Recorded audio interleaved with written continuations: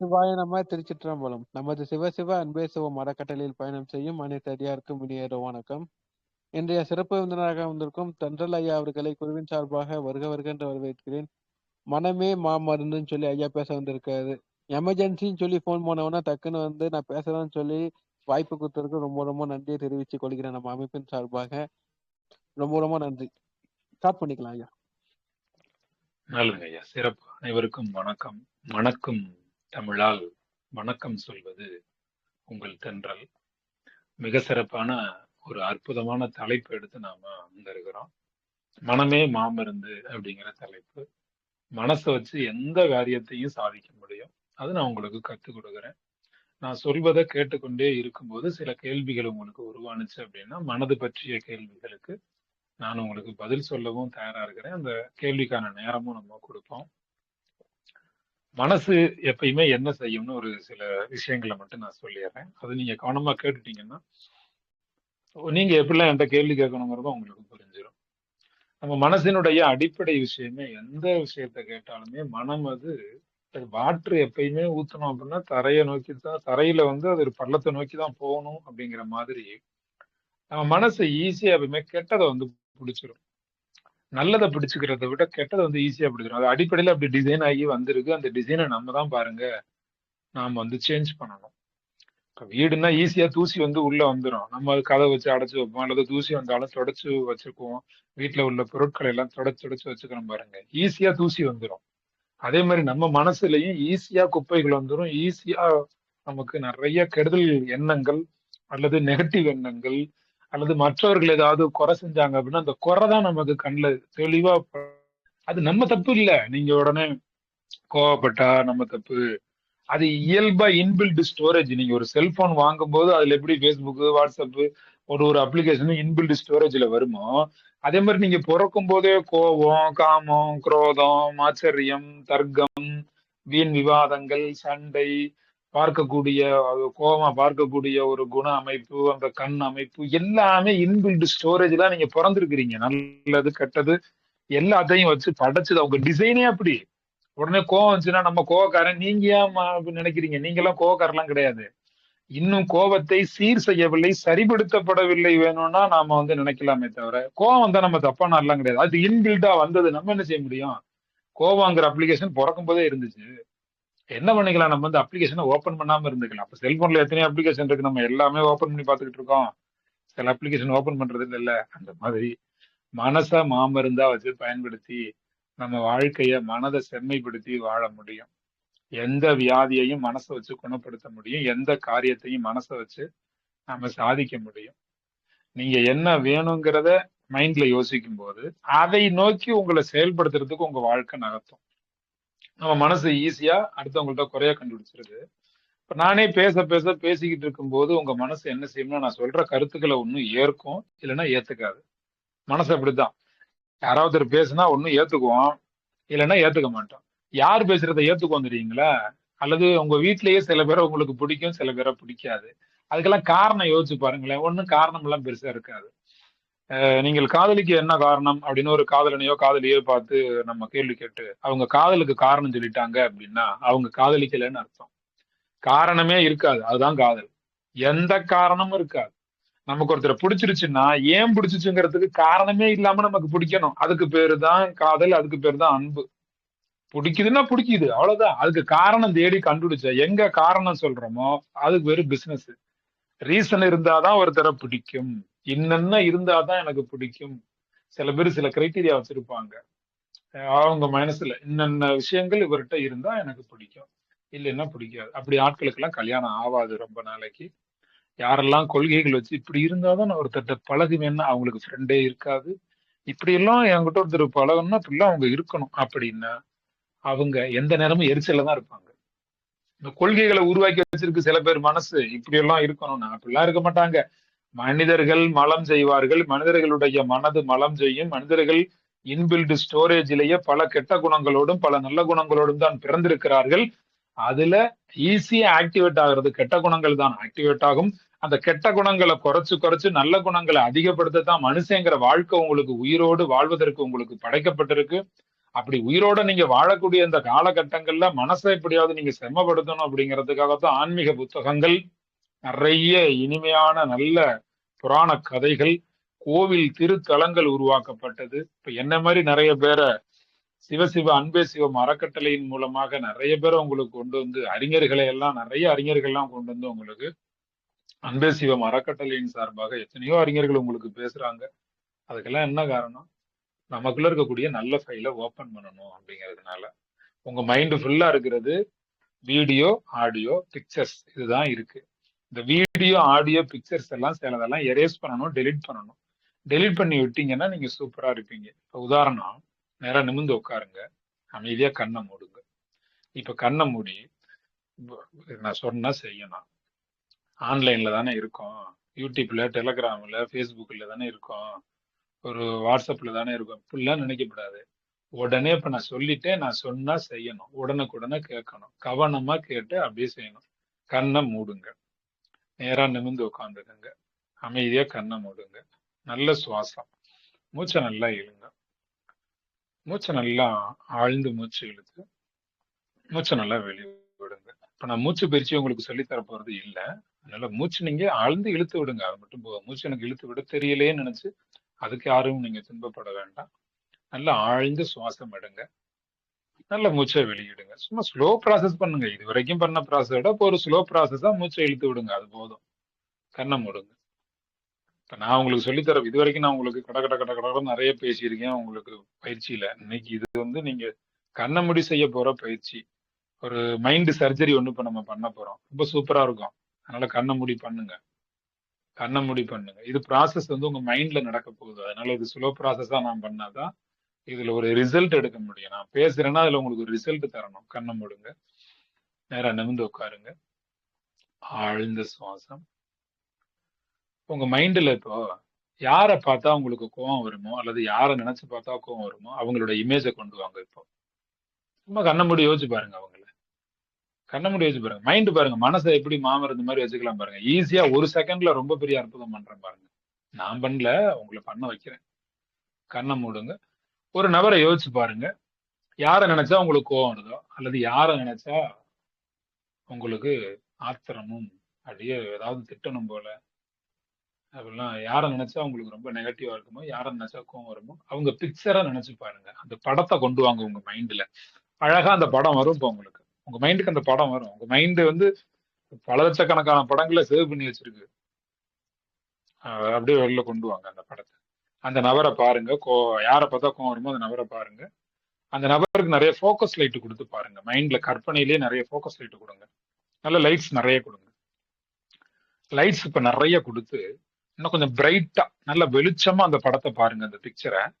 அந்த பிக்சரை கொஞ்சம் கொஞ்சமா பெருசு பண்ணுங்க. சின்ன பிக்சரா இல்லாம கட் அவுட்ல வைக்கிற மாதிரி நல்ல பெரிய பிக்சரா பாருங்க. ரொம்ப பெரிய பிக்சரா கொண்டுட்டு வாங்க. நல்ல பெருசா பாருங்க அந்த பிக்சர். இப்போ உங்க கண்ணு முன்னாடி அவங்க இருக்க மாதிரி நினைச்சு நீங்க பாத்துக்கிட்டு இருப்பீங்க. அந்த பிக்சரை நல்லா பெருசா பாருங்க, விரிவுபடுத்துங்க. கட் அவுட்ல பிரிண்ட் அடிக்கிற மாதிரி நல்லா பெருசு பெருசு பெருசு பெருசு பெருசு பெருசு பெருசு பெருசு ரொம்ப பெருசா விரிவுபடுத்துங்க. நல்ல இன்னும் லைட்டு போடுங்க, இன்னும் பிரைட்னஸ் கொடுங்க. அந்த போட்டோக்கு நிறைய கலர்ஸ் கொடுங்க. அந்த போட்டோக்கு நல்ல ஜூம் வைங்க. அந்த நபரை நல்லா பாருங்க. யாரை நினைச்சா உங்களுக்கு கோபம் பத்திக்கிட்டு வருமோ, யார வாழ்க்கையிலே பார்க்க கூடாதுன்னு நினைக்கிறீங்களோ, யார் ஒருத்தர் நினைங்க போதும். நினைங்க. அந்த நபரை பிக்சரா மைண்டு கொண்டு வந்து அவங்களுக்கு கலர் அடிச்சு நல்ல பிக்சர் போட்டு நல்ல கலர்ஸ் கொடுத்து பிரைட்னஸ் கொடுத்து பெருசா கட் அவுட் மாதிரி வைங்க. ரோட்டு ஓரத்துல கட் அவுட் வைக்கிற மாதிரி பெரிய பிக்சரா வைங்க. அதை அப்படியே சின்னதா சுருக்குங்க. சுருக்கி ஒரு சின்ன புள்ளியா மாத்துங்க. திரும்ப விரிச்சு விடுங்க. திரும்ப சுருக்குங்க. திரும்ப விரிச்சு விடுங்க. இதே மாதிரி திரும்ப திரும்ப செய்யுங்க. விளையாடுங்க. இது ஒரு விளையாட்டு, ஜாலியா இருக்கும். அந்த போட்டோல இருக்கிற நபர் சிரிப்பாரு. இப்போ அந்த போட்டோல இருக்கிற நபர் சிரிப்பார். அந்த நபரை சுருக்கி விரிச்சு சுருக்கி விரிங்க. நிறைய பிரைட்னஸ் கொடுங்க, நல்ல கலர்ஸ் கொடுங்க. அந்த போட்டோல இருக்கிறவர் சிரிப்பார், நீங்களும் சிரிப்பீங்க. அவருக்கு என்ன சூழ்நிலையோ, அவர் உங்ககிட்ட தப்பா நடந்தாரு இல்ல கோபமா பேசினாரு, அவரோட சூழ்நிலை, அவரோட சுச்சுவேஷன், அவர் என்ன இருந்தாரோ. அந்த போட்டோ நல்லா விரிவு பண்ணுங்க, சுருக்குங்க. விரிவு பண்ணுங்க, சுருக்குங்க. விரிவு பண்ணுங்க, சுருக்குங்க. சின்ன பிக்சலா வச்சுக்கோங்க. அப்புறம் பெரிய பிக்சரா மாத்துங்க. சின்ன டாட்டாக்குங்க, பெருசாகுங்க. இப்ப சின்ன டாட்டா மாத்துங்க. ஒரு புள்ளியா மட்டும் மாத்திருங்க. ஒரு வெள்ளை புள்ளியா மாத்தி அந்த புள்ளியை அப்படியே கையில பிடிச்சு தூக்கி தூரமா வீசிடுங்க. கடலுக்குள்ள போய் விழுந்துருச்சு அது. அந்த நபர் உங்க மைண்டை விட்டு போயிட்டாங்க. அந்த புள்ளியை தூக்கி வீசிடுங்க. அந்த நபர் உங்க மைண்ட் விட்டு போயிட்டாங்க. இனிமேல் அந்த நபரை நீங்க எப்ப பார்த்தாலும் உங்களுக்கு பழைய கோவம் வராது. 80%, 90%, சில பேருக்கு 100%, சில பேருக்கு 50க்கு மேல நேரம் அந்த கோவம் எல்லாம் போயிருக்கும். இப்ப இந்த செகண்ட் நீங்க அந்த நபரை நினைச்சு பார்த்தா கூட அவங்க வந்து நேர்ல நின்னா கூட உங்களுக்கு அந்த பழைய கோவம் வராது. தூக்கி கடல்ல தூக்கி வீசிடுங்க. என்ன சூழ்நிலையோ அவங்களுக்கு ஒரு சூழ்நிலை அந்த நேரம் உங்கள்கிட்ட கோவமா நடந்துட்டாங்க, அல்லது உங்கள்ட்ட கோவப்படுத்துற மாதிரி உங்களுக்கு கெடுதல் பண்ணிட்டாங்க. தூக்கி வீசுங்க அதை, அந்த பிக்சரை. அவ்வளவுதான், டாட் ஆக்கி தூக்கி போட்டோம், முடிஞ்சது. இப்ப மைண்ட்ல ஒரு சாங் ஒண்ணு பிளே பண்ணுங்க. கண்ணை மூடுங்க. உங்களுக்கு நல்ல பிடிச்ச ஒரு சாங் ஒண்ணு பிளே பண்ணுங்க. நல்ல சாங் பிளே பண்ணுங்க. தனி ரூமு, நல்ல பாட்டு, ஆட்டமா ஆடுங்க. ஆட்டம் பாட்டம் கொண்டாட்டம்னு டான்ஸ் சும்மா பிரிச்சு மேய்றீங்க. டான்ஸ் கண்ணை மூடிக்கிட்டு, கற்பனையில, இமேஜினேஷன்ல கண்ணை மூடிக்கிட்டு அடிச்சு பிரிக்கிறீங்க டான்ஸ். பட்டைய கிளப்புங்க டான்ஸ். சந்தோஷமா, மகிழ்ச்சியா, ஆரவாரமா, ஆனந்தமா, எனர்ஜியா, ஹையர் எனர்ஜியா டான்ஸ். பாட்டுக்கு சவுண்ட் வச்சுட்டு அப்படியே அந்த பாட்டை ஆஃப் பண்ணுங்க. இப்போ உங்க மைண்ட்ல உங்க லைஃப்ல முக்கியமான ஒரே ஒரு நபரை மட்டும் மைண்டு கொண்டு வாங்க. நிறைய பேர் முக்கியமா இருப்பாங்க உங்களுக்கு. ஒரு நபரை மட்டும் செலக்ட் பண்ணுங்க. ஒரு நபரை கொண்டு வாங்க. யாரை பார்த்தா உங்களுக்கு மகிழ்ச்சி, யாரு உங்க லைஃப்ல உங்களுக்கு ரொம்ப முக்கியம், யாரு உங்களுக்கு ரொம்ப நல்லது பண்றாங்க, இப்படி எல்லா கேள்விக்கும் யாராவது ஒருத்தர் ஒரு பதிலா வந்து நிப்பாங்க. அந்த ஒரு பிக்சரை நினைங்க. அந்த பிக்சருக்கு அலங்காரங்கள் பண்ணுங்க. அந்த பிக்சர்ஸ்க்கு லைட்டு கொடுங்க. அந்த பிக்சர்ல உள்ளவர் மகிழ்ச்சியா இருப்பாரு. இப்போ உங்க முகமும் மகிழ்ச்சி ஆகும். உங்க உதடுகள் பூரிப்படையும். உங்க கண்கள் அப்படியே ரொம்ப சந்தோஷமா பிரகாசிக்கும். கண்ணை மூடி இப்ப நீங்க அந்த மைண்டை இமேஜ்ல வச்சிருக்கீங்க. மைண்ட்ல வந்து இமேஜினேஷன் பண்ணிட்டு இருக்கிறீங்க. உங்க மைண்ட்ல அந்த பிக்சரை இமேஜினேஷன் பண்றீங்க. அந்த பிக்சரை நல்லா பெருசுபடுத்தி லைட்ஸ் கொடுத்து டெக்கரேட் பண்ணி எனர்ஜைஸ் பண்ணி நல்ல கலர்ஸ் கொடுத்து பூஸ்டப் பண்றீங்க. யாரை நினைச்சா உங்களுக்கு சந்தோஷமோ அந்த நபர் இப்போ போட்டோவுல இமேஜ்லயும் சிரிச்ச முகத்தோட இருக்காரு. உங்க முகமும் சிரிச்சு திவ்யமா அருமையா பிரமாதமா இருக்கு. Please open your eyes slowly. when you feel comfort zone, slowly open your eyes. நீங்கள் சரியான தகுந்த நேரம் என்று நினைக்கும் போது மெதுவாக உங்களுடைய கண்களை மெதுவாக திறக்கவும். 2 கண்களை மூடுனா ஆழ்மனம் திறக்கும், அகக்கண் திறக்கும். 2 கண்ணு மூடும் போதுதான் 3வது கண் திறக்கும். இப்ப 2 கண்ணை மூடணும். ஃபர்ஸ்ட் என்ன பண்ணோம் பயிற்சி, ஒரு கோவமான ஆளை நினைச்சு பார்த்தோமா, இப்ப இந்த கோவம் உங்களுக்கு ரெடியூஸ் ஆயிருக்கும் அல்லது சுத்தமா போயிருக்கும். அந்த நபரை பார்த்தா இப்ப உங்களுக்கு கோவமே வராது. இது ஒரு மைண்ட் சர்ஜரின்னு பேரு. மனசுக்குள்ள போட்டு நம்ம பிக்சர்ஸ் தான் வச்சிருக்கோம். உங்களுக்கு பிக்சர்ஸ் இருக்குன்னு நிரூபிக்கிறதுக்கு கண்ணை மூட சொன்னேன். பிக்சர் சொன்னோன்னு வரும் நமக்கு பிக்சர் எல்லா பிக்சரும் வரும். இது மாதிரி நிறைய டெக்னிக்ஸ் இருக்கு, நிறைய பயிற்சிகள் இருக்கு. இப்ப உங்க லைஃப்ல முக்கியமான ஆளு ஒரு ஆளை நினைச்சு பாருங்கன்னு சொன்னா, இப்ப யாரு உங்க மைண்ட்ல வந்தாங்களோ அவங்க உங்க லைஃப்ல ரொம்ப முக்கியம்னு அர்த்தம். அவங்க நினைச்சா நமக்கு சந்தோஷம் வருதா, உங்க லைஃப்ல அவங்க ரொம்ப ரொம்ப முக்கியம். அவங்கள எப்போதும் நம்ம பாதுகாக்கணும். அந்த உறவை, அந்த நட்பை பாதுகாக்கணும் எப்போதும் அப்படின்னு அர்த்தம். ஹைலி எனர்ஜியா இருங்க. ஒரு கோபம் இருக்கா, இது மாதிரி கண்ண மூடி சரி பண்ண முடியும். கவலை இருக்கா, கண்ண மூடி சரி பண்ண முடியும். நம்ம அவமானப்பட்ட சம்பவம் இருக்கா, இது போல கண்ண மூடி சரி பண்ண முடியும். உங்க இலக்குகள் இருக்கா, அந்த இலக்குகளை யோசிச்சு அதை 100% அதை பிக்சரைஸ் பண்ணிட்டு அந்த பிக்சரைஸ் பண்ணதை உங்களுடைய உடம்புல ஒரு செல்களுக்குள்ளே கொண்டு உள்ள வைக்க முடியும். இப்படி ஒன்னொன்னா பண்ணணும். மைண்ட் ஒர்க்ஸ் எல்லாம் மைண்ட் ஒர்க்ஸ் நம்ம பண்ணணும் அப்படின்னா நமக்கு மனசு நம்மளை குணப்படுத்தக்கூடிய கருவியாகவும், நமக்கு நம்ம மனசு நம்ம வாழ்க்கையை ஜெயிக்க வைக்கிற கருவியாகவும் பயன்படும். இதெல்லாம் பயிற்சிகள் பண்ணும்போதுதான் நமக்கு தெரியும். இந்த பயிற்சிகள்லாம் நீங்க கண்ண மூடி பண்ணும்போதுதான் நம்ம யாரை நினைச்சா கோவம் அதுன்னு சொல்லிருந்தீங்கல்ல, அந்த பிக்சர் நினைச்சு போட்டீங்கல்ல. ஏன் ஒருத்தரை பார்த்து நம்ம கோவம் வந்துச்சு, ஏன் கோவம் வந்துச்சுன்னா நம்ம உள் சூழ்நிலை சமநிலை இல்லாத போது, அல்லது ஏன் கோவம் வருது அப்படின்னா அந்த நபர் மேல. நீங்க எந்த நபரை வேணாலும் நினைச்சிருக்கலாம். அதெல்லாம் இப்ப புரிஞ்சிருக்கும். நான் விளக்கங்கள் சொல்லிக்கிட்டு இருக்கேன். மத்தபடி மைண்ட்லயே உங்களுக்கு புரிஞ்சு நீங்க மைண்ட்லயே அதெல்லாம் விட்டு மறந்துருப்பீங்க. ஐயே எதுக்கு அப்ப கோவம் வரும், எதுக்கு இப்ப அந்த கோவம் அவங்க மேல கோவப்பட்டு நம்ம என்ன செய்ய போறோம், நமக்கு தேவையில்லாத நீங்க மறந்துருப்பீங்க. நான் அதை ஏன்ங்கிறதுக்கு ஒரு விளக்கம் சொல்லணும்னு அதுக்காக நான் சொல்லிட்டு இருக்கேன். எதிரே உள்ளவரினுடைய சூழ்நிலைகள் சரியில்லாத போதுதான் அவர் நம்மிடம் தவறாக நடந்து கொள்ளுகிறார். அவர் அதற்கு காரணம் இல்லை, அவருடைய சூழ்நிலையும் காரணம். அவருடைய சூழ்நிலை தான் அவரை நம்மளை அடிக்க வைக்குது. அவர் அடிச்சாருன்னா நம்ம கோவம் வந்துரும்ல, அவர் நம்மளை அவமானப்படுத்தினா நமக்கு கோவம் வந்துரும்ல, நம்ம பணத்தை ஒருத்தர் தெரியாம திருடுனா நமக்கு கோவம் வந்துரும்ல, நம்ம கிட்ட ஒருத்தர் பொய் சாட்சி வந்து சொன்னா நமக்கு கோவம் வந்துரும்ல. அவங்க நடைமுறைக்கு ஒத்து வராத, இப்போ சாம்பார் ஊத்துறதுக்கு ஒருத்தர் வர்றாரு, நம்ம மேலேயே சாம்பாரை ஊத்திடுறாரு சூடா, அப்ப நம்ம கோவப்படுவோம். நம்மளை கெட்ட வார்த்தையில ஒருத்தர் திட்டுறாரு, கோவப்படுவோம். பணம் வாங்கிட்டு ஒருத்தர் ஏமாத்துறாரு, நம்ம கோவப்படுவோம். மருத்துவர் ஊசி போடுறது தப்பான மருந்துகளை கொடுத்து நம்ம வியாதியை பெருக்கம் பண்ணி விட்டாரு, அப்ப என்ன பண்ணுவோம், திரும்ப கோவப்படுவோம். சில மருத்துவர்கள் வியாதிக்கு மருந்து கொடுத்திருப்பாங்க, வியாதி குணமே ஆகாது, 1 வருஷம் 2 வருஷம் மாத்திரை சாப்பிட்டு, அப்ப நம்ம கோவப்படுவோம். நம்ம எப்படி எங்க யார் மேல கோவப்பட்டாலும் அந்த நபரை விட அந்த நபரினுடைய சூழ்நிலை தான் காரணம். அவரோட சூழ்நிலையாலதான் அவர் அப்படி இருக்காருங்கிறது நமக்கு விளங்கிருச்சுன்னா நம்ம மனசு எப்பயும் ரிலாக்ஸா இருக்கும். அவர் செஞ்ச தப்புக்கு நாம கோவப்பட்டு அவருக்கு தண்டனை கொடுக்கல, கோவப்பட்டு நமக்கு தண்டனை கொடுத்துக்கிறோம். கோபம் என்பது நமக்கு நாமே கொடுத்து கொள்ளக்கூடிய தண்டனை, கொஞ்சம் கொஞ்சமான சாவு. அது கோவப்படுறது தவணை முறையில் நாம நம்மளை கொல்றதுக்கு சமம். ஏன்னா கோவப்படும் போது உள் உறுப்புகள் எல்லாமே பவர்ஃபுல்லா அமிலங்களை சுரந்து வேலை செய்யும், உடம்பே கெட்டு போகும், பிளட் பாயில் ஆகும், பாடி ஸ்பாயில் ஆயிரும்.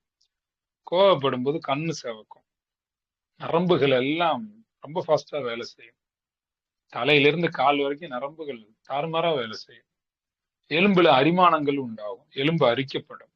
கோவப்படும் போது கோவப்பட்டுக்கிட்டே இருந்தா, அதுவும் கோவப்பட்டு கத்தி பேசினா தைராய்டு வந்துடும். தொண்டை இருக்குல்ல, கத்தி கத்தி பேசினா தைராய்டு வந்துடும்.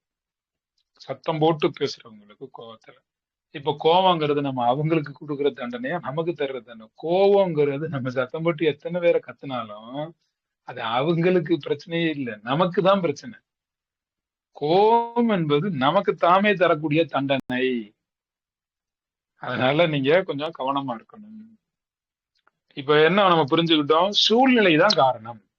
அப்ப அவங்க என்ன சூழ்நிலை இருந்தாங்களோ அவங்க அப்படி பண்ணிட்டாங்க. மாமியார் மேல கோவம் வருது, மாமியாருக்கு என்ன சூழ்நிலையோ தெரியலையா, புருஷன் மேல கோவம், புருஷனுக்கு என்ன சூழ்நிலையோ தெரியலையா, காது கட்டிங்க புருஷன் கொடுக்கல, 5ஆம் தேதி தர்றேன்னாரு கொடுக்கல, சரி அவருக்கு என்ன சூழ்நிலை அப்படின்னு நம்ம அதை பத்தி கொஞ்சம் யோசிக்க ஆரம்பிப்போம். இப்படி எல்லாம் அந்த மனநிலையை பத்தி புரிஞ்சுக்கிட்டு, மனசை பத்தி புரிஞ்சுக்கிட்டோம்னா இப்படி நம்ம யோசிப்போம். எப்ப இப்படி எல்லாம் நம்ம டிஃப்ரெண்டா திங்க் பண்ண ஆரம்பிக்கிறோமோ அப்ப நமக்கு கோபம், கவலை, பயம், காமம், துன்பம், வருத்தம், ஸ்ட்ரெஸ், ஆன்சைட்டி, டிப்ரெஷன், இது மாதிரியான பிரச்சனைகள்ல இருந்து நம்ம ஒண்ணுல இருந்து வெளியில வருவோம். இப்படிப்பட்ட சிந்தனைகள் தான், இதுதான் அறிவு பெருக்கம்னு சொல்றது. இப்படிப்பட்ட சிந்தனைகள் தான் நம்மளை காப்பாத்தி கொடுக்கும். இதுதான் மனமே மாமருந்து இன்னைக்கு தலைப்பு வச்சோம். நம்ம மனசு நமக்கு மாமருந்தா பயன்படும், உடம்பையும் குணப்படுத்தும், ஆத்மாவுக்கும் அது உதவியா இருக்கும். மனசை நம்ம சரியா வச்சிருந்தோம்னா ஆரோக்கியம் அற்புதமா பெருகும், வாழ்க்கையில வளம் சொல்லவே வேணாம், அதி அற்புதமா பெருகும். ஒரு எண்ணத்தை எடுத்து நம்ம அதிலே உறுதியா இருக்கணும். ஆனா மனசு இங்கேயும் எங்கேயும் மாறிக்கிட்டே இருக்கும். ராஜாளி பறவை ஒரு மீன் பிடிக்க கண்ணை வச்சு குறி வச்சுச்சுன்னா கடலுக்குள்ள அந்த மீன் பின்னாடியே போகும். அது மீன் ஒரு இடத்துல இருக்கும் போது டிராவல் பண்ணும்ல, அது எங்கெல்லாம் போகுதோ அங்கெல்லாம் அது டிராவல் பண்ணி கரெக்டா போய் கொத்தி தூக்கிட்டு வந்துடும். இப்ப மனுஷன் கடல்ல ஒரு மீனை பிடிக்கணும்னு திட்டம் போட்டு போட் எடுத்து போனான்னு வச்சுக்கோங்களேன், அந்த மீன் போயிட்டே இருக்குமா, அந்த மீன் பின்னாடியே போறான்னு வச்சுக்கோங்களேன். மனுஷனோட மனசுக்கு உதாரணம் சொல்றேன், அந்த மீன் பின்னாடியே போறான்னு வைங்களேன், அதுக்கடையில வேற ஒரு மீன் வரும், அந்த மீன் அப்புறம் பிடிச்சுக்குவான், இதை முதல்ல பிடிப்பான் அப்படின்ட்டு இதை பிடிக்கலான்ட்டு போயிடுவான். இதை பிடிக்கலான்ட்டு போனா இதுவும் கிடைக்காது, அது எங்க போச்சுன்னே தெரியாது, ஐயோ அந்த மீனை விட்டுட்டு எங்கடா போச்சு அப்படின்ட்டு அதை ஃபாலோ பண்றதை விட்டாச்சா அது போச்சு. இதான் மனுஷனோட மனசு. ஒண்ணு தேடி போகும்போது வேற ஒண்ணு குறுக்க வந்தா இதை எடுத்துக்கிறது. இப்ப இன்னைக்கு ஆன்லைன் மீட்டிங்னு சொல்லியாச்சு, மனமே மாமருந்துன்னு. வேற ஏதாவது யூடியூப் பார்த்துக்கிட்டாலோ இல்ல இன்னொரு செல்போன் வச்சு வேற யார்ட்டே பேசிக்கிட்டாலோ சரி அப்புறம் நம்ம பாத்துக்கிறோம் அப்படின்ட்டு வேற ஏதாவது வேலைக்கு போனாலோ, இல்ல சில பேர் சாப்பிட்டுக்கிட்டு இப்ப ஆன்லைன்ல இருந்தாலோ, இப்ப டபுள் வேலை ட்ரிபிள் வேலை இருப்பான். இது மனிதனுக்கான ஒரு இயல்பு நிலையா மாறி போச்சு. மனுஷனா அப்படிதான், மனுஷன்னா மலம் செய்வான், மனுஷன்னா தப்பாதான் யோசிப்பான், மனுஷனா அப்படிதான் இருப்பான். அந்த மனிதன் கொஞ்சம் கொஞ்சமாக புனிதராக மாற்றுவதற்குத்தான் இந்த உயிர் உடம்பெல்லாம் கொடுத்து நம்மளை பிறக்க வச்சிருக்கோம், அதுதானே வந்திருக்கோம். மனிதன் தன்னுடைய வாழ்க்கையை புனிதனாக கொஞ்சம் கொஞ்சமாக நகர்த்த வேண்டும். நம்ம கிட்ட இருக்கக்கூடிய பேட் ஃபைல் எல்லாம் டெலிட் பண்ணிட்டு க்ளோஸ் பண்ணிட்டு குட் ஃபைலா ஓபன் பண்ணணும் கொஞ்சம் கொஞ்சமா. நம்ம மைண்ட்ல அவ்வளவு ஃபைல்ஸ் இருக்கு, நிறைய ரெக்கார்ட்ஸ் இருக்கு. ஒரு நபரை, கோவமா இருக்கிற நபரை யோசிச்சு அவரை தூக்கி கடல்ல போடுங்கன்னு இல்ல, அது அவ்வளவுதான், தூக்கி போட்டாச்சு. இனி அது ஞாபகத்துக்கு வரவே வராது, எந்த சம்பவமும் கூட ஞாபகத்துக்கு வராது. அது மாதிரி சில பேர் மறக்க முடியாத சம்பவங்கள்லாம் வீடியோ காட்சி பதிவா வச்சிருப்பாங்க. உங்க பிரச்சனையே பிரச்சனை இல்லையே, உங்க கற்பனை தானே பிரச்சனை. மனசு எப்ப கெடுதுன்னா, நடந்ததை யோசிச்சு யோசிச்சு யோசிச்சு கவலையாகி அதிலேயே கசிந்து உருகி கவலைக்குள் மூழ்கி கவலைக்குள்ளே முத்தெடுத்து கவலையாகவே நீங்கள் மாறி என்னைக்கோ ஒரு நாள் நடந்த அழுக சம்பவத்தை இன்னைக்கு நினைச்சு திரும்ப திரும்ப இப்படி இழுத்து இழுத்து இழுத்து இப்படி அழுதுகிட்டே உட்காந்துக்கிறது யாரு? நீங்கதான். பழைய கவலைகளை நினைச்சு நினைச்சு நினைச்சு உங்க பிரச்சனை பிரச்சனை இல்ல, உங்க கற்பனை தானே பிரச்சனை. வாழ்க்கையில ஒரு தடவை நடந்த சம்பவத்தை சதா சர்வ காலமும் நினைச்சு நினைச்சு நினைச்சு நினைச்சு வருத்தப்பட்டுட்டு கிடக்குறமே. வை வை திஸ் கொலவெறி? என்ன 7 வருஷம் இருப்பீங்களா? என்ன 50 வருஷம் இருப்பீங்களா? 10 வருஷம் இருப்பீங்களா? உங்களுக்கு என்ன வயசோ, 120 150, உங்களுக்குன்னு ஒரு இருக்கும்ல எழுத்து, அது வரைக்கும் இருக்க போறீங்க. அது வரைக்கும் ஹாப்பியா இருப்போம். இப்ப என்ன புரிஞ்சுக்கிட்டோம்? ஒருத்தர் ஒரு ஆக்ஷன் பண்றாருன்னா அது அவருடைய சூழ்நிலை, அவ்வளவுதான். அடுத்து என்ன புரிஞ்சோம்? நம்ம ஒருத்தர் மேல கோவப்படுறோம்னா நம்மளை யாரு எதிர்த்து திட்ட மாட்டாங்களோ, நம்ம திட்டினா யாரு வாங்கிக்குவாங்களோ, அந்த மாதிரி பிஞ்சுகளையா பிடிச்சா நம்ம அடிச்சுக்கிட்டு இருக்கோம். யோசிச்சு பாருங்க. உங்க மனசுக்குள்ள இப்ப கேட்டு பாருங்களேன், நீங்க யாரு மேலாம் கோவப்பட்டீங்கன்னு. நீங்க யாரு மேலாம் கோவப்பட்டீங்க தெரியுங்களா? நீங்க கோவப்பட்டா யாரு வாங்கிக்குவாங்களோ அவங்க மேலதான் கோவப்பட்டு இருக்கிறீங்க. ஒரு அறிஞர் ஒரு போட்ல உட்காந்து தவம் பண்ணிக்கிட்டு இருந்தாராம். இன்னொரு போட் வந்து இடிச்சுக்கிட்டே இருந்துச்சான். திரும்பி பார்த்தா அந்த போட்டு, ஏன்டா போட்டு ஓட்டிட்டு இருக்கீங்க, நான் தவம் பண்ணிட்டு இருக்கேன் போட்ல உட்காந்து, ஏன்டா அப்படி வந்து இடிச்சுட்டே இருக்கிறீங்க, டிஸ்டர்ப் பண்ணிட்டு இருக்கீங்கன்னு திட்டு வந்து திரும்பி பார்த்தாராம். இவர் திட்ட வேண்டிய அவசியமே இல்லை இந்த ஞானி. இவர் ஞானி தானே, எங்கேயாவது காட்டுல உட்காந்து தவம் பண்றது, இல்ல வீட்டுல உட்காந்து தவம் பண்றது, பேசாம தவம் பண்ண வேண்டிய எங்கேயாவது போய். இவர் ஏன் வந்து ஒரு போட்ல உட்காந்துக்கிட்டு தவம் பண்றாருன்னா அப்புறம் அலைகள் வந்து வரும், பக்கத்துல உள்ள போட் இருக்கும், அது வந்து இடிக்கத்தானே செய்யும். இவர் தனியா வீட்டுல இருந்தாருனாக்க இவரை யாரும் டிஸ்டர்ப் பண்ண போறா? இந்த ஞானிங்கிறாருல, வீட்டுல இருந்து இருக்கவங்க வீட்டுல இருந்து தவம் பண்ண வேண்டியதானே. அண்ணாமலை உட்காந்து தவம் பண்ண செலக்ட் பண்ண இடத்த பாத்தீங்களா? ஒரு போட் வந்து இடிச்சுக்கிட்டே இருந்துச்சான். அவன் களைஞ்சு கண்ணை திறந்து திட்டம்ட்டு திரும்பி பார்த்தா போட்ல யாருமே இல்லையா, வெத்து படகு மோதிக்கிட்டு இருக்கான். மோதுறது வெத்து படகு. வெத்து படகை பார்த்தோன்னா இவருக்கு அப்பதான் ஞானிக்கு அப்போ ஒரு விஷயம் தோணுச்சான். ஓ, வெத்து படகு. இப்ப வெத்து படகுல போய் யாரை திட்டுவீங்க நீங்க? படகை திட்ட முடியுமா? படகை திட்டிட்டு இருக்க முடியுமா? முடியாது. அப்பதான் யோசிச்சாராம்.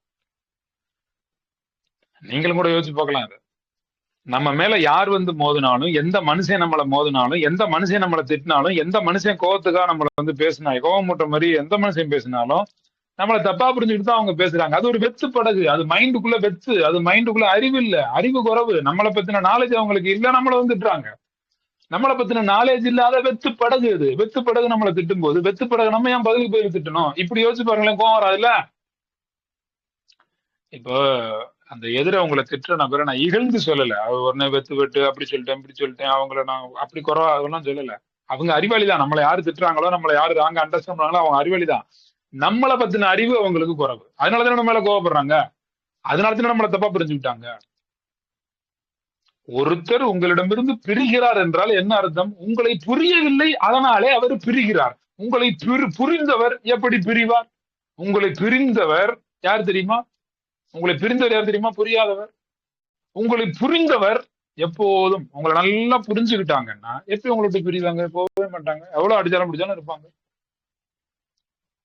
நீங்க எவ்வளவு அடிச்சாலும் திட்டினாலும் அடிச்சாலும் பிடிச்சாலும் உங்ககிட்டயே ஒருத்தர் சுத்தி சுத்தி வராங்கன்னா அங்க பாசம் பாய் போட்டு படுத்துங்குதுன்னு அர்த்தம். பாசம் பாய் போட்டு படுத்துங்குதுன்னு அர்த்தம். அதனால உங்க மேல ஒருத்தர் கோவப்பட்டாரு, ஒருத்தர் வந்து மோதுறாரு, ஒருத்தர் அடிக்கிறாரு, ஒருத்தர் துன்புறுத்துறாரு, ஒருத்தர் உங்களை தப்பா புரிஞ்சுக்கிட்டு ஊரெல்லாம் செய்திகளை பரப்புறாரு, உங்களை பத்தி 4 பேர்கிட்ட தப்பா சொல்றாருன்னா நீங்க அதுக்கெல்லாம் கவலைப்பட வேண்டிய அவசியமே இல்லை. அது வெத்து படகு, அப்படித்தான் மோதும்.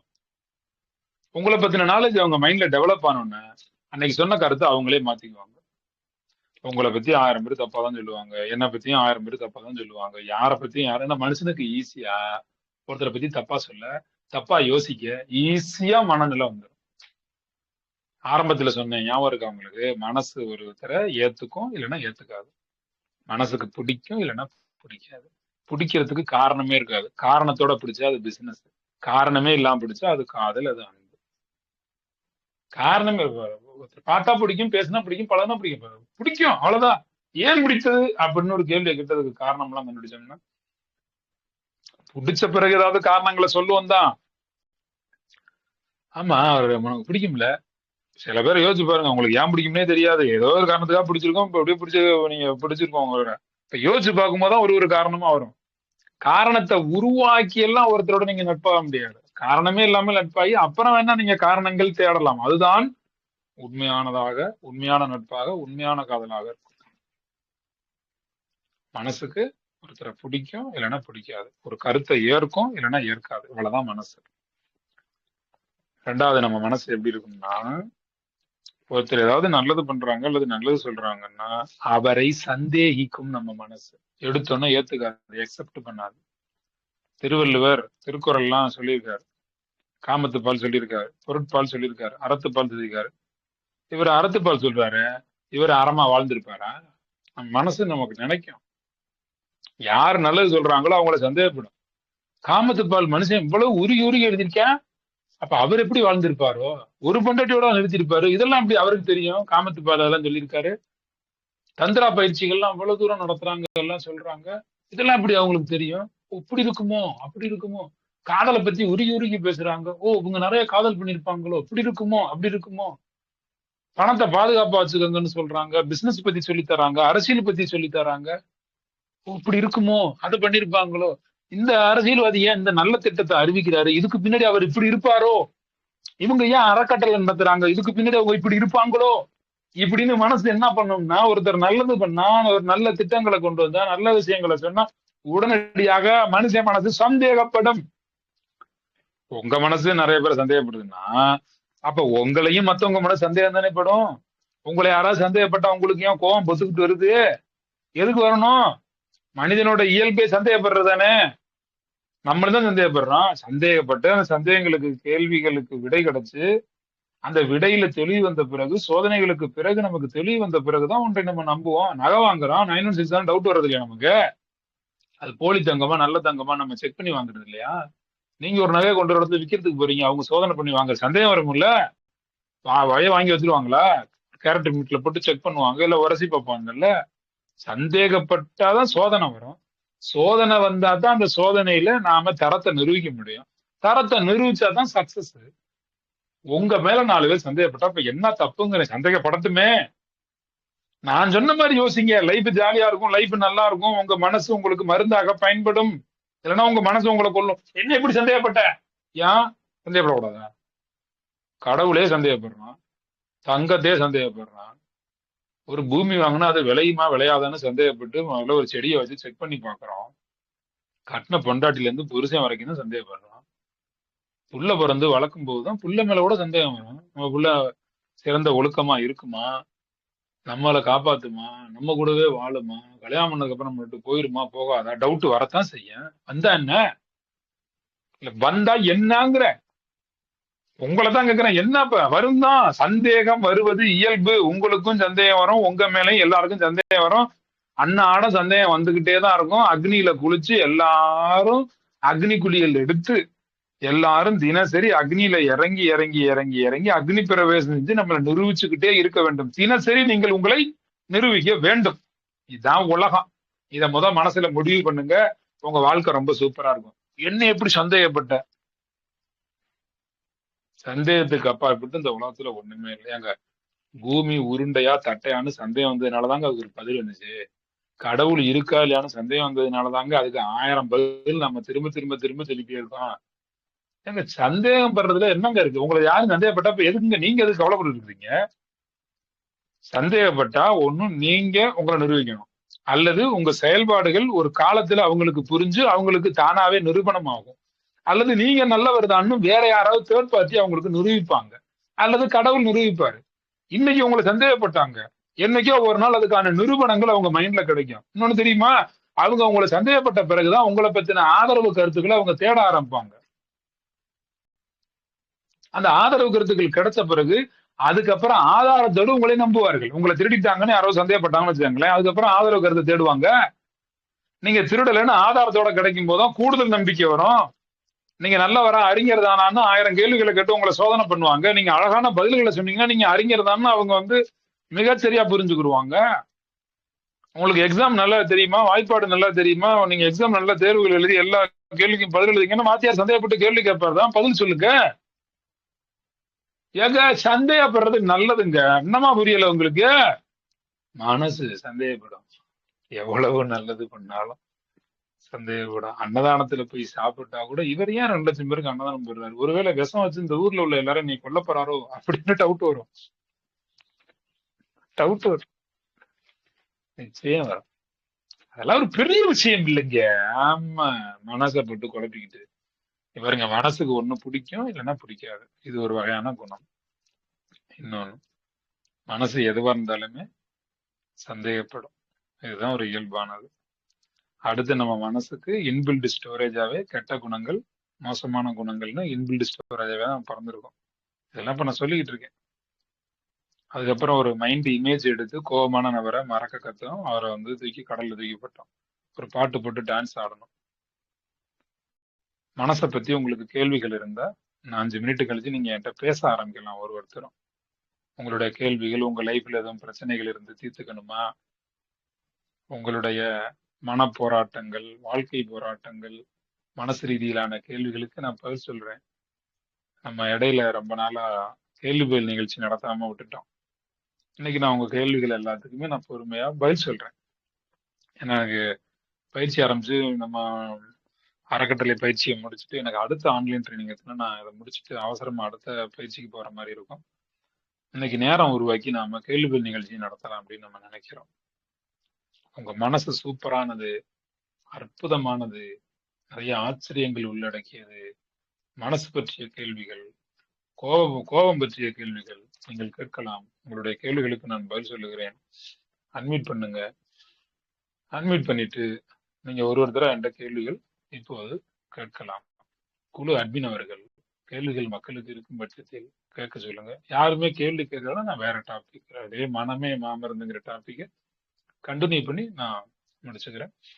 கேள்விகள் இருக்கிறவங்க கேளுங்க, உங்க கேள்விகளுக்கு பதில் சொல்றேன். மிக்க நன்றிகள் ஐயா. கேள்விகள் இருந்தா கேட்கலாம். சந்திராம்மா, கேள்விகள் இருக்குங்களா? ஸோ எல்லாரும் அன்மியூட்ல தான் இருக்கீங்க. கனியம்மா,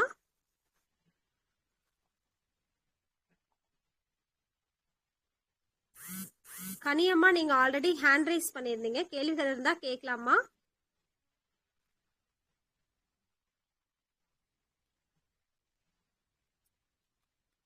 சிவன் அப்படின்ற ஐடியில இருக்கீங்க, நீங்க கேள்விகள் இருந்தாலும் கருத்துக்கள் இருந்தாலும் சொல்லலாம்.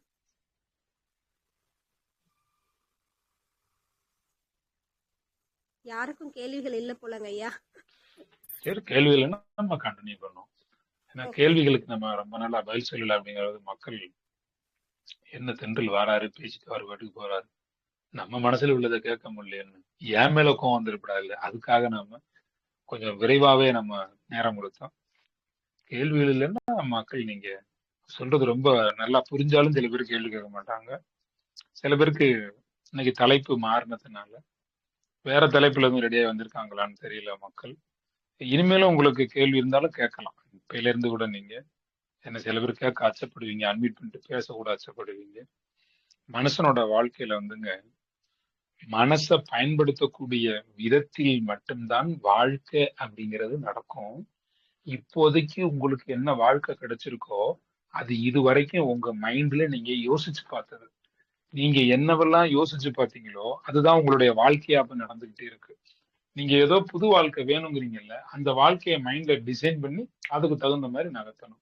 அதுக்கு தகுந்த மாதிரி நகர்த்தும் போதுதான் இந்த பேடான குணங்கள் நமக்கு இருக்கக்கூடாதுன்னு சொல்லவா. தப்பான குணங்கள் நமக்கு இருக்கக்கூடாது. கவனத்தை சிதைக்கக்கூடிய குணங்கள், இந்த கவனத்தை சிதைக்கக்கூடிய குணங்கள் அப்படிங்கிற போது நேரம் தாழ்த்தி எந்திரிப்போம். ஒரு வேலையை செய்யலாம்னா நாளைக்குன்னு தள்ளி போடுவோம். அப்ப வேலை தள்ளி போடுறோமே, இதுக்கு என்னங்க செய்யறது அப்படின்னா அதுக்குதான் ஒரு நோட்டு ஒரு பேனா எடுக்கணும். ஒரு நோட்டு ஒரு பேனா எடுத்து, நோட்டு பேனா ஒண்ணு வாங்கிக்கோங்க, ஒரு ரூபாய் நோட்டு வாங்கிக்கோங்க, ஒரு பேனா ஒண்ணு வாங்கி வச்சுக்கோங்க. வேலை தள்ளி போடும் பழக்கம் இருக்கக்கூடியவர்கள் மாத்திரத்துக்கு என்ன செய்யலாம், உங்களுடைய மனசை மாத்தி மனசை ஒருமுகப்படுத்தி கொண்டு வரணும்ல, அதுக்கு ப்ரையாரிட்டி லிஸ்ட்னு ஒண்ணு இருக்கு. நோட்டு பேனா எடுக்கணும், நாளைக்கு ஒரு நாள் முழுவதும் என்ன வேலை செய்ய போறோம்னு முதல் நாள் இரவே 1 2 3 4 5ன்னு பாயிண்ட் ப்ரையாரிட்டி லிஸ்ட் கிரியேட் பண்ணணும். காலையில எந்திரிச்சு நாம என்னென்ன வேலைகள் தான் செய்ய போறோம் அப்படின்னு. இப்ப நாளைக்கு பாருங்க, இன்னைக்கு ஏதாவது செஞ்சு முடிச்சாதான், சாதிச்சு முடிச்சாதான் இன்னைக்கு நைட்டே தூங்கணும். நாளை காலைல எந்திரிக்கும் போது என்னவெல்லாம் இன்னைக்கு ஒரு நாளைக்கு நம்ம இரவு உறங்குறதுக்குள்ள செய்ய போறோங்கிற பிளான் இருந்தாதான் எந்திரிக்கணும். இது ரெண்டையும் மைண்ட்ல வச்சுக்கோங்க இப்போ. அப்பதான் உங்க மனசு எப்பவும் சுத்தமா இருக்கும், மனசு எப்பயும் ஹாப்பியா இருக்கும். பிளான் அதை ப்ரையாரிட்டியா நம்ம கிரியேட் பண்ணணும். எது முதலில் செய்ய வேண்டும், எது இரண்டாவது செய்ய வேண்டும், எது மூன்றாவது செய்ய வேண்டும்னு நோட்டு போட்டு உட்காந்து எழுதணும். 1 2 3 4 5ன்னு ஒண்ணா எழுதணும். 1 2 3 4ன்னு எழுதணும். எழுதி இத்தனாவது மணி நேரத்துக்குள்ள செய்வேன், இத்தனாவது மணி நேரத்துக்குள்ள செய்வேன், 5 மணிக்கு செய்வேன், 6 மணிக்கு செய்வேன், 7 மணிக்கு செய்வேன், 8 மணிக்கு செய்வேன், இத்தனை மணிக்கு வர மீட் பண்ணணும், இதெல்லாம் எனக்கு பிசினஸ் மீட் இருக்கு அப்படின்னு அந்த ஒன் டே பிளான் வந்து கிரியேட் பண்ணணும். அதுக்கு பேரு ப்ரையாரிட்டி லிஸ்ட்னு பேரு. அந்த ப்ரையாரிட்டி லிஸ்ட்டை வந்து நீங்க கிரியேட் பண்ணீங்க அப்படின்னா, அது எப்ப முதல் நாள் நைட்டு கிரியேட் பண்ணணும் அல்லது மறுநாள் காலையில எந்திரிச்ச உடனே உட்காந்து கிரியேட் பண்ணணும். 2 நேரத்துல எப்ப வேணாலும் நீங்க கிரியேட் பண்ணலாம். கிரியேட் பண்ணிட்டீங்கன்னா அன்றைய ஒரு நாள் ஃபுல் பவர் பேக்கா உங்களுக்கு போகும். பிஸியா இருப்பீங்க. தள்ளி போடுதல் அப்படிங்கிற ஒரு நிகழ்ச்சி நடக்கவே நடக்காது. டெய்லி இரவு வந்து அந்த நோட்டை எடுத்து பாட்டு இன்னைக்கு ஒரு 10 காரியங்கள் செய்யணும்னு முடிவு பண்ணமே, இதுல எத்தனை காரியங்கள் செஞ்சிருக்கோம்னு டிக் அடிப்போம். ஏதோ 1 2 மிஸ் ஆகலாம், மிஸ் ஆகத்தான் செய்யும், அதை பத்தி ஒண்ணும் இல்லை. ப்ரையாரிட்டி லிஸ்ட்டை கிரியேட் பண்ணீங்கன்னா தள்ளி போடும் பழக்கங்கிறது உங்களுக்கு இருக்கவே இருக்காது. வாழ்க்கை முழுக்க நீங்க ஜம்ப் பண்ணிருப்பீங்க. சூப்பரா இருக்கும். செஞ்சு பாருங்க. செஞ்சு பார்த்துதான் அருமையா தெரியும். இன்னொரு தீர்வு ஒண்ணு சொல்றேன். எந்த மனிதரிடமும் எளிமையாக பழகுவதற்கு, எப்போதும் நீங்க ஹாப்பியா இருக்கலாம், இந்த ஒரு விஷயத்த கத்துக்கிட்டீங்கன்னா, எந்த மனிதரிடமும் எளிமையாக பழகுவதற்கு. ஏன்னா மக்கள் பலம் தான் வாழ்க்கையில உங்களை சிறக்க வைக்கும். மக்கள் பலம் தான் மகத்தானது. உங்களை வாழ வைக்க போறது, நீங்க சக்திமயமா இருக்க போறது மக்கள் பலம் தான், மக்கள் செல்வாக்கு தான். நான் ஆரம்பத்திலே சொன்னேன், எல்லா மனிதர்களும் சந்தேகப்படுவாங்க தான், எல்லார்ட்டையுமே கெட்ட குணங்கள் குறைகள்லாம் இருக்கத்தான் செய்யும் அப்படின்னு நான் சொல்லியிருந்தேன். சில பேர் என்ன பண்ணுவாங்க, உங்களுக்கு அந்த குணம் இருந்தா மாத்திக்கலாம், நீங்க ஜட்ஜ்மெண்ட் பண்ணுவாங்க. இன்னாரு இப்படிதான் இருப்பாங்க, இன்னாரு இப்படிதான், இவர் இப்படிதான், இவரா நகைச்சுவையானவரு, இவரா கோபமானவரு, இவரா நல்லா சம்பாதிப்பாரு, இவரா பணத்துக்கு மட்டும்தான் முக்கியத்துவம் கொடுப்பாரு, அவங்க நல்லா சமைப்பாங்களே, இவங்களுக்கு சமைக்கவே தெரியாது, அவங்க நல்லா விளையாட்டா இருப்பாங்கப்பா, இவங்க எவ்வளவு வயசா இருந்தாலுமே சின்ன பிள்ளை மாதிரி இருப்பாங்கப்பா. இப்படி ஒவ்வொருத்தரை பத்தியும் ஒரு விதமான ஜட்ஜ்மெண்ட் வச்சிருக்கோம். அவரு கோவக்காரரு, அவரு துரோகம் பண்றவரு, என்னைக்கோ வாழ்க்கையில ஏதோ ஒரு தவற பண்ணிருப்பாங்க. அந்த ஒரு தவறை பிடிச்சு வச்சுக்கிட்டு அவங்க அப்படித்தான் நம்ம முடிவு பண்ணி முத்திரை குத்தி ஒவ்வொருத்தருக்கும் நாம தீர்ப்பு எழுதிக்கிறோம். ஒரு இடத்துல கேஸ் நீங்க கொடுத்து ஜட்ஜ் ஒரு தடவை தீர்ப்பு எழுதியாச்சுன்னா தீர்ப்பை மாத்த முடியாது. தீர்ப்புனா தீர்ப்பு தான், தீர்ப்பை மாத்த முடியாது. அதே மாதிரி நீங்க நிறைய பேருக்கு தீர்ப்பு எழுதி இவர் இன்ன குணமுடையவர், இவர் இப்படிப்பட்டவர், இவர் இன்ன கேரக்டர் அப்படின்னு நீங்க உங்க மனசுல தீர்ப்பு எழுதிக்கிறீங்க. உங்களுக்கு ஒண்ணு தெரியுமா, 6 வினாடிக்கு ஒரு முறை மனிதர்கள் மாறிக்கொண்டே இருப்பார்கள், பாசிட்டிவ்லி நெகட்டிவ்லி. 6 வினாடிக்கு ஒரு தடவை தன் பேச்சை தானே கேட்க மாட்டார்கள், மாறிக்கொண்டே இருப்பார்கள் மனிதர்கள். சேஞ்ச் நடந்துகிட்டே இருக்கும் அவங்களுக்குள்ள. இப்ப நீங்க கேள்வி கேட்க சொன்னோம், சில பேர் கேள்வி கேட்கல, கேள்வி இருக்கோ இல்லையோ, இல்ல கேட்கலாமா வேணாமனு யோசிச்சுட்டே இருந்திருப்பீங்க. இப்ப நான் திரும்ப பேச கன்டினியூ பண்ணோம்னா நம்ம கேட்டுக்கலாமோன்னு திரும்ப தோணும். கொஞ்சம் முன்னாடி நம்ம கேட்கலாம் வேணாம்னு வச்சா ஆனா கேட்கணுமோன்னு தோணும். 6 வினாடிக்கு ஒரு முறை நம்ம பேச்ச நம்மளே மாத்துவோம், நம்ம கருத்தை நம்ம மாத்துவோம். ஏற்கனவே யாரோ திருடுனாங்க, போய் சொன்னாங்க, உங்க வாழ்க்கையில ஏதோ துரோகம் பண்ணவங்க இருக்காங்கல்ல, அவங்க அதுக்கப்புறம் நல்லவரா மாறி இருக்கலாமே. நீங்க ஒரு 10 வருஷம் முன்னாடி யாராவது பார்த்திருப்பீங்க, நல்லா குடிச்சிட்டு ரோட்ல படுத்து இருந்திருப்பாரு. இப்பயும் பார்க்கும்போது 10 வருஷம் கழிச்சு இன்னைக்கு பார்க்கும்போது அவன் குடியாரன்ப்பா, அன்னைக்கு ஏது குடிச்சான்ப்பா, குடியாரப்ப அப்படின்னா, இன்னைக்கு அவர் திருந்திருக்கலாம், மாறி இருக்கலாம், தெய்வீகத்தன்மை வந்திருந்திருக்கலாம், நல்லவரா மாறி இருக்கலாமே அவரு. நீங்க எப்போ ஒருத்தர் மேல ஜட்ஜ்மெண்ட் வச்சுட்டீங்களோ, இவர் இப்படிப்பட்டவர் தான் எப்ப நீங்க முடிவு பண்ணீங்களோ, ஒருத்தர் மேல நீங்க ஜட்ஜ்மெண்ட் வச்சு அந்த ஜட்ஜ்மெண்ட் கண்ணோட்டத்தோட பார்த்தா அவர் திருந்தினாலும் உங்களால ஏத்துக்க முடியாம போயிடும். அதுதான் உங்க ஸ்ட்ரெஸ், உங்க பிரச்சனை, உங்க மனசுக்கு கோளாறு. இது புருஷன் பொண்டாட்டிக்குள்ள பெரிய விஷயம். அது என்னன்னா, புருஷனோ பொண்டாட்டியோ 10 வருஷம் 5 வருஷத்துக்கு முன்னாடி புரிஞ்சுக்காத போது சண்டை போட்டிருப்பாங்க, டிஸ்டர்ப் பண்ணிருப்பாங்க. அல்ல ஏதாவது ஒரு பொண்ணு கிட்ட வந்து கொஞ்சம் மனைவிட்ட சரியா பேசாம ஒரு பொண்ணுகிட்ட வந்து வாட்ஸ்அப்லயோ இல்ல எங்கேயோ ஒரு மாதிரி காதல் பண்ற மாதிரி எல்லாம் பேசியிருந்தா இந்த பொண்ணு கண்டுபிடிச்சிருவாங்க. அப்ப என் புருஷன் என்னை விட்டு வேற பொண்ணை பழகுறானா அப்படின்னு. சரி, அது பேசி சண்டை வந்து பஞ்சாயத்து வந்து திருந்திருப்பாரு. திருந்தின பிறகும் கூட இவன் பொம்பளைகிட்ட பேசுறேன், பொண்ணுங்கள்ட்ட பேசுறேன்னு இப்படி அந்த மனைவி நினைச்சுக்கிட்டே இருந்தா, ஜட்ஜ்மெண்ட் வச்சிருந்தா, அவர் திருந்திய பிறகும் கூட இந்த மனைவியால அவரோட சகஜமா வாழ முடியாது, அவரை ஏத்துக்க முடியாது.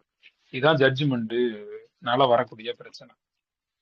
அதனால யாரு மேல உங்களுக்கு ஜட்ஜ்மெண்ட் இருந்தாலும், ஜட்ஜ்மெண்ட் வைக்கிறீங்க அப்படின்னா அது மாற்றத்துக்குரியதுங்கிறத நினைச்சுக்கணும்.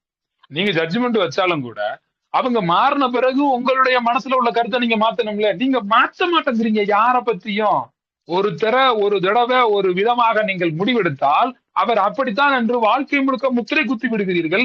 இல்லை, அவர்கள் அடிக்கடி மாற்றத்துக்கு உட்பட்டவர்கள், மாறிக்கொண்டே இருப்பார்கள். மனிதர்கள் பார்ப்பதிலிருந்து கற்றுக்கொள்கிறார்கள், கேட்பதிலிருந்து கற்றுக்கொள்கிறார்கள், வாழ்க்கை அனுபவத்திலிருந்து கற்றுக்கொள்கிறார்கள். கெட்டவர் நல்லவர் ஆகலாம், நல்லவர் கெட்டவர் ஆகலாம்.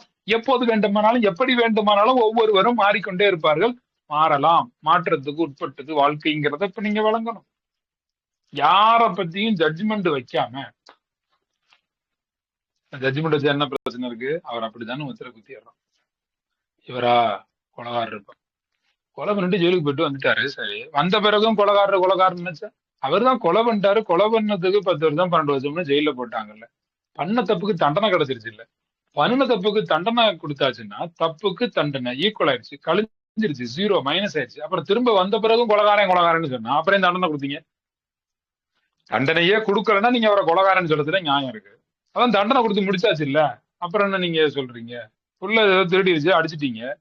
அப்புறம் திரும்ப 10 நாளைக்கு 20 நாளைக்கு 1 வருஷத்துக்கு 5 வருஷம் 10 வருஷத்துக்கு திருடன் ஏன் சொல்லணும்? அதான் அடிச்சிட்டீங்கல்ல, தண்டனை கொடுத்துட்டீங்கல்ல, கழிஞ்சிருச்சு இல்ல, அப்புறம் ஏன் சொல்றீங்க திரும்ப சொல்லக்கூடாது. தண்டனை கொடுத்தாச்சு, விட்டுறணும். ஒரு தடவை ஜெயிலுக்கு போயிட்டு இருந்தா முத்திரை குத்திடலாமா? ஒரு தடவை ஒரு பொண்ணுட்ட ஒருத்தர் தப்பா நடந்துகிட்டாருன்னா அவர் திருந்த கூடாதா? ஒரு தடவை சாராயம் குடிச்சாருன்னா திருந்த கூடாதா?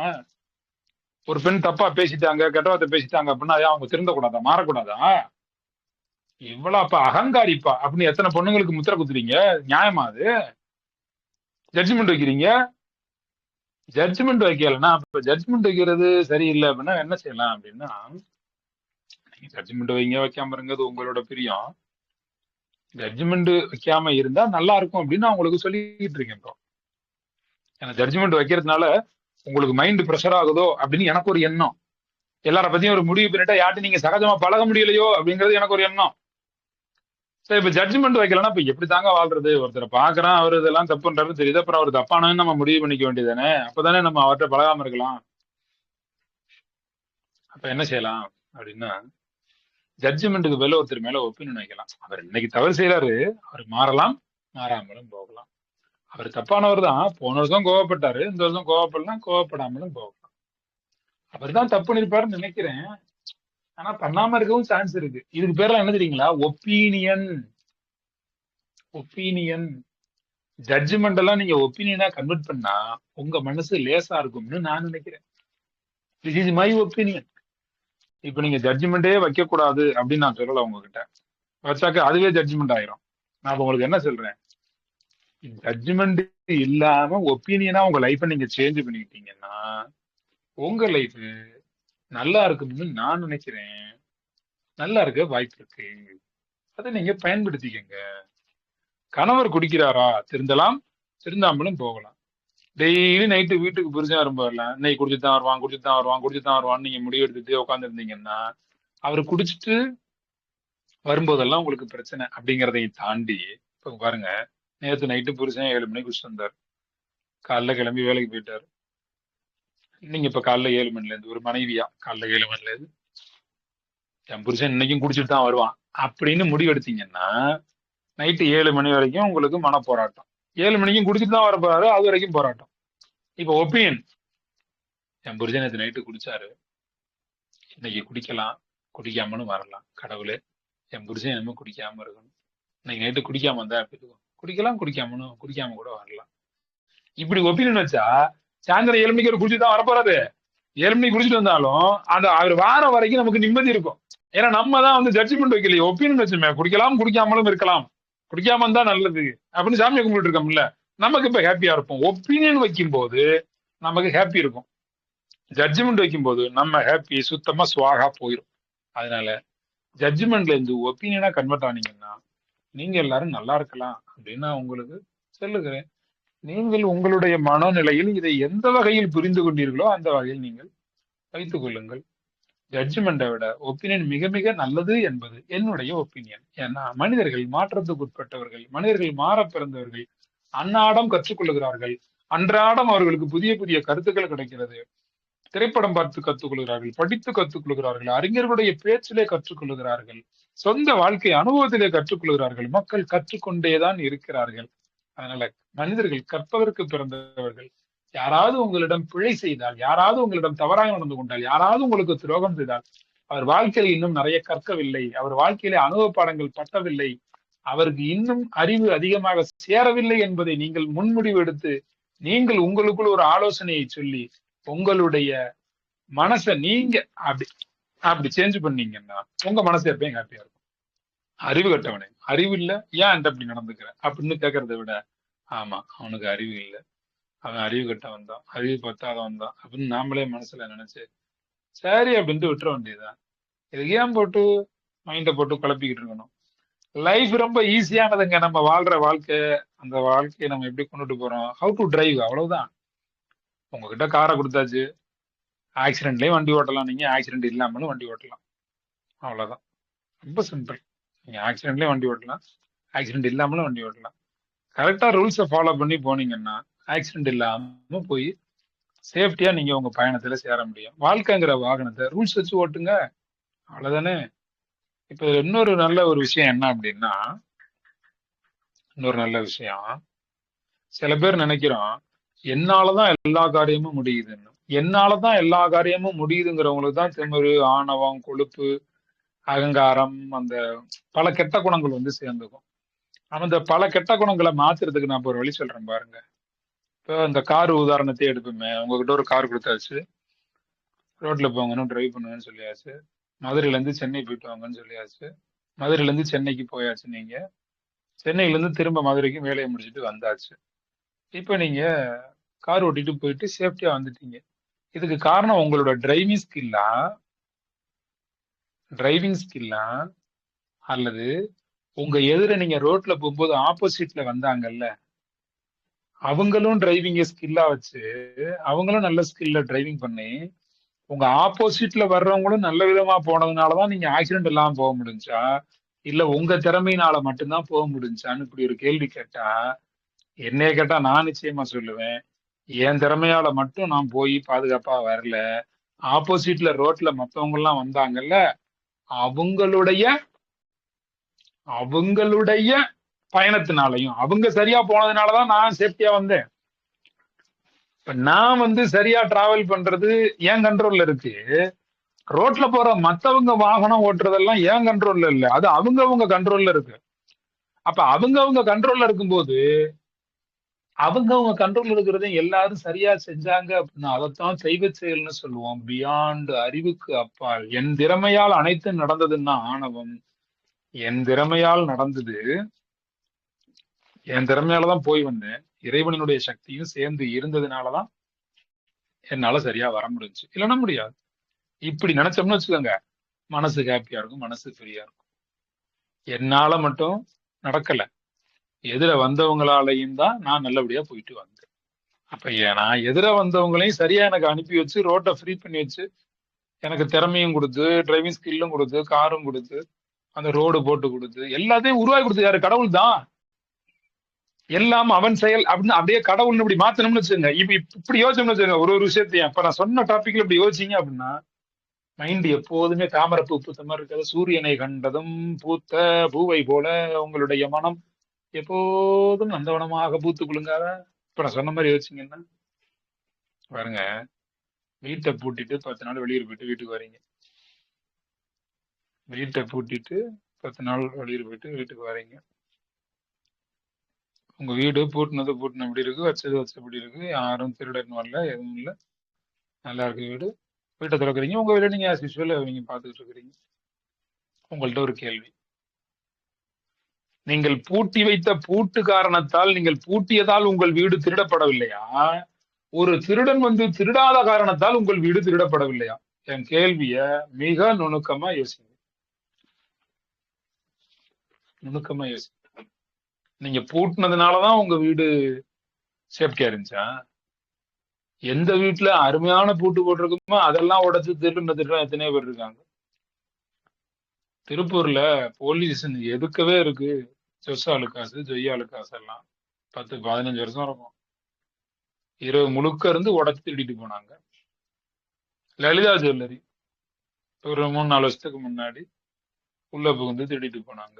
இவ்வளவு பெரிய நகைக்கடையிலேயே உள்ள போய் உட்காந்து 6 இருந்து செக்யூரிட்டி வச்சு மெயின் ரோட்ல இருக்கக்கூடிய அவ்வளவு பெரிய நகைக்கடையிலே திருடுறாங்களே. அங்க எல்லாம் இருக்கிற செக்யூரிட்டியோடவா நம்ம வீட்டுல செக்யூரிட்டி அதிகமா இருக்க போது? செக்யூரிட்டி சிஸ்டம்ஸ் செவுத்துல கை வச்சாலே அலாரம் வர்ற மாதிரி எல்லாம் வச்சிருக்கீங்க. அதுக்கு ஆப்போசிட் என்ன பண்ணணும்னு திருடுறதுக்கு நல்லா தெரியும். பூட்டு வச்சு நாய் வச்சு, நாய்க்கு நீங்க போடுற பிஸ்கட்டை விட திருடன் கொண்டு வர பிஸ்கட் இன்னும் சூப்பரா போட்டு திருடிட்டு போயிடுவான். நீங்க வீடு பூட்டி வச்சதுனால திருடப்படாம இல்ல, திருடன் வந்து திருடாததால் உங்கள் வீடு திருடப்படாமல் இருந்தது. அப்ப திருடன் உங்க வீட்டுக்கு வராம இருக்கான்னா அதுக்கு என்ன காரணம்? உங்க நல்ல நேரம்னு அர்த்தம். உங்க நல்ல நேரம், உங்களுக்கு நல்ல நேரம் இருக்கு. அதனால உங்க பக்கம் கடவுள் இருக்கிறார், உங்க பக்கம் கடவுள் கருணை இருக்கிறது.